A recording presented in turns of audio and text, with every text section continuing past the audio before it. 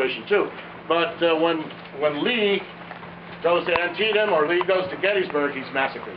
Or, you know, not massacred, but it doesn't work out well. He's basically defeated and goes back to the south. So the southern armies never really go into the north and destroy much. The northern armies go into the south.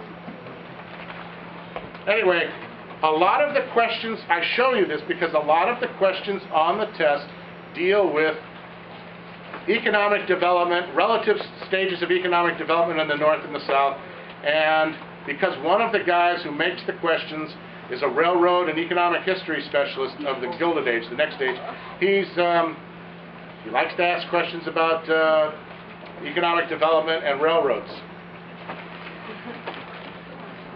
Railroads are a rough sort of litmus test on economic development. If you have lots of railroads, you're more economically developed. Okay, what are the strategic imperatives for Lincoln in the Civil War? He's got to keep the border states in the Union. He can't let the border states all go to the South. And he can't let the South, remember the South is providing Great Britain with huge amounts of cotton, and France, I suppose, to a degree also, but more so Great Britain. It cannot allow Great Britain to recognize the South as a separate country, and it cannot allow the South to Great Britain to enter the war on the side of the South.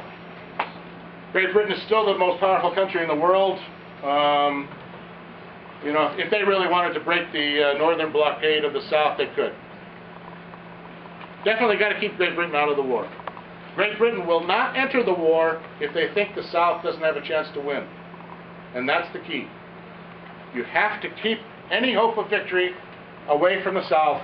You have to make it clear to the British that the South does not have a chance to win. If it looks like they might have a chance to win, then the same thing that will happen in the Civil War has happened with France in the American Revolution.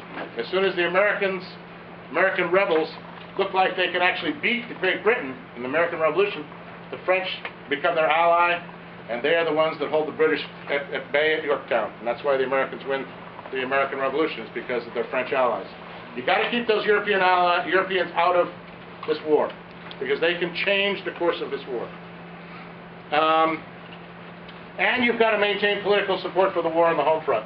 And that's a very, very dicey issue. That's a much more difficult issue than actually defeating the South. One of the things they talk about in AP US history as far as the objectives asking questions is that dissent on the home front is one of the things they're going to talk about. And I'll have some pictures of draft riots.